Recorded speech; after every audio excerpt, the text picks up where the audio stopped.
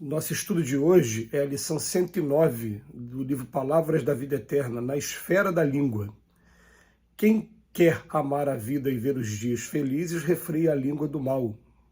Pedro, na primeira epístola de Pedro, capítulo 3, versículo 10. Reflete no bem que esperas na palavra dos outros, para que a tua palavra não se converta em agente do mal. Necessitando desse ou daquele concurso, agradeces ao companheiro que te endossa as solicitações com apontamentos de simpatia. No instante do erro, quando muitos te malsinam a invigilância, assinalas feliz a frase de entendimento do irmão que te justifica ou desculpa.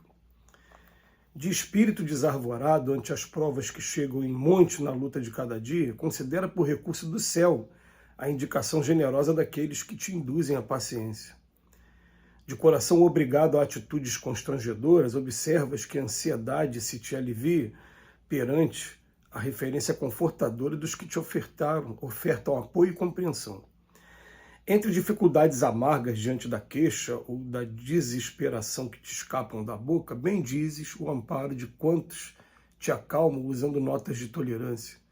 Sempre que estiveres a ponto de complicar os problemas ou azedar o ânimo de alguém através da palavra, lembra o auxílio verbal de que precisas por intermédio dos semelhantes.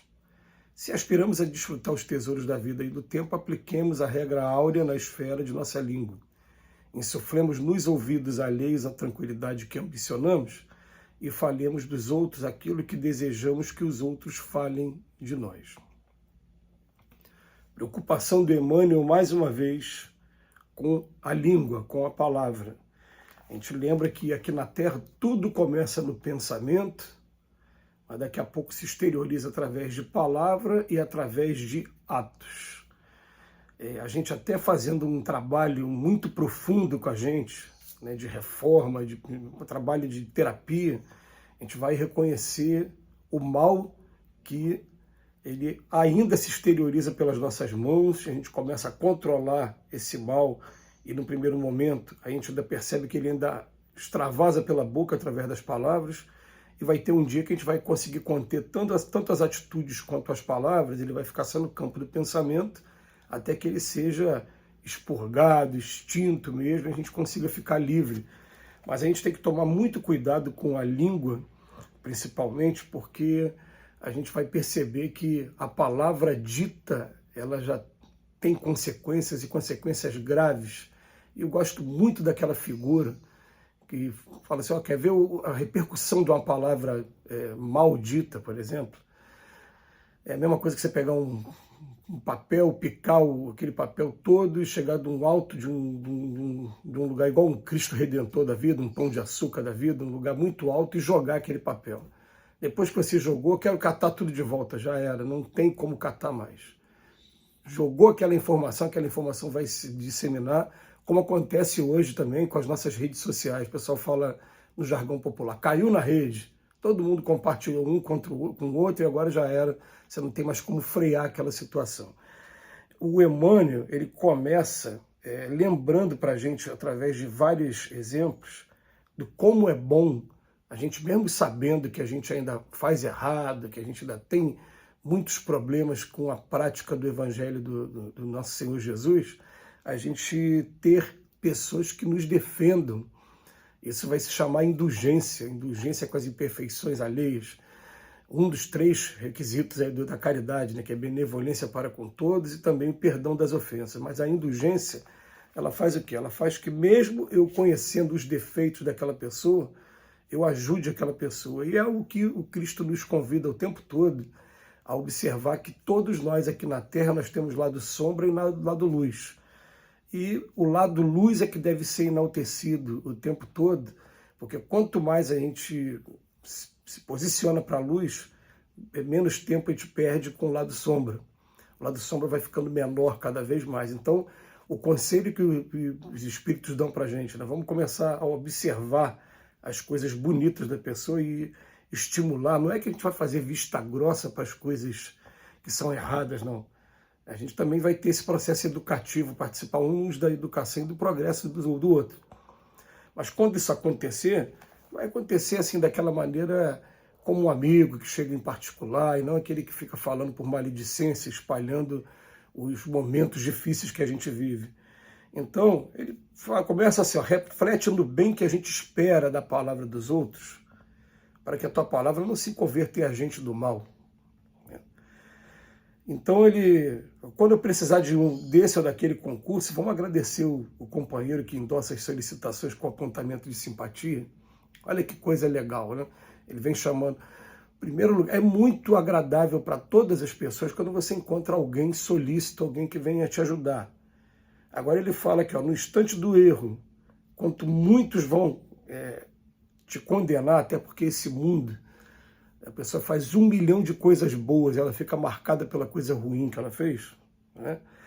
Aí ele bota aqui, assinala feliz a frase de entendimento do irmão que te justifica ou desculpa. A gente vai ficar feliz com aquela pessoa que chega para os outros e fala, peraí, não, mas não é desse jeito também, não. Essa pessoa não é isso, não. É tão legal quando a gente escuta, me veio aqui na cabeça agora exemplo de amigos me defendendo, né, pedindo paciência comigo, enfim, nos momentos meus de deslize. É bom quando a gente tem, inclusive, conhecimento disso, né, que a gente sabe quem são os amigos verdadeiros, né? Depois ele bota de espírito desarvorado ante as provas que chegam em monte na luta de cada dia, considera por recurso do céu a indicação generosa daqueles que te induzem à paciência. Então ele vem chamar assim, ó, provas que chegam em montes.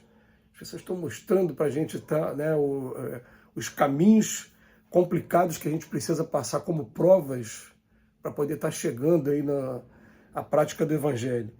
Ele fala, considera como recurso do céu a indicação generosa daqueles que te induzem à paciência. A prova está dura, mas vamos ter paciência, vamos aprender. Então, a gente vai perceber o seguinte, o fato, a realidade. Uma palavra amiga, um sorriso amigo pode desviar um desastre a cada minuto. Às vezes aquela pessoa que estava com a ideia de suicídio e encontrou com você no meio do caminho, você deu um bom dia a ela, né, deu um abraço nela, foi simpático com aquela pessoa de alguma maneira, você pode estar desviando aquela pessoa do caminho, do caminho triste que ela tomaria indo para o suicídio. Então, os amigos que induzem a gente à paciência nos momentos de prova difícil. Depois ele fala de coração obrigado a atitudes constrangedoras. Observa que a ansiedade que se te alivia perante a referência confortadora daqueles que ofertam apoio e compreensão. Então a gente fica com uma ansiedade muito grande nas atitudes constrangedoras nossas. Mas vem alguém dando apoio e compreensão para a gente. Todas as vezes que as palavras forem utilizadas para nos erguer, para nos ajudar, a gente vai perceber o poder que a palavra tem e por que o Pedro vem falar para a gente que quem quer amar a vida e ver os seus dias felizes, controle a língua, refreie a língua. A gente vai lembrar o seguinte, né, gente? O que a gente fala atrai para a gente as energias similares àquilo que a gente está falando. Se eu estou começando a fazer crítica à vida dos outros, a primeira coisa que vai acontecer vai ser a defesa natural aqui na Terra. E você? E aí eu estou convidando as pessoas a falarem também dos meus defeitos, se eu começar a falar do defeito dos outros, né? Então, entre dificuldades amargas diante da queixa ou de desespero que te escapam da boca, bendize o amparo de quantos te acalmam usando notas de tolerância. Eu tenho um amigo, por exemplo, que às vezes eu cometia uns erros e chegava perto dele e falava, cara, eu não acredito que a gente estuda o Evangelho todo dia e na hora de agir acontece esse tipo de coisa. E ele chegava perto de mim, calma, que bom que você já está preocupado desse jeito. Até um pouco tempo atrás a gente fazia, não estava nem aí para as consequências. Hoje, o simples fato de ter praticado já te incomoda, isso é progresso. E aquilo você vê como um alento para a gente, né? Depois ele bota, sempre que estiveres a ponto de complicar os problemas ou azedar o ânimo de alguém, através da palavra, lembra o auxílio verbal de que precisa por intermédio dos semelhantes. Vamos tomar muito cuidado para que nossas palavras sejam sempre de incentivo e jamais de humilhação, né? Jamais de possam estar atrapalhando a jornada daquela pessoa. Depois ele bota, se aspiramos a desfrutar os tesouros da vida e do tempo, apliquemos a regra áurea. Qual é a regra áurea? É amar ao próximo como a si mesmo. Insuflemos nos ouvidos alheio a tranquilidade que ambicionamos e falemos dos outros aquilo que desejamos que os outros falem de nós. Quando isso acontece, a gente vai começar a perceber também com mais frequência pessoas também nos defendendo, E a gente precisa de indulgência o tempo todo. Que Jesus nos abençoe hoje e sempre.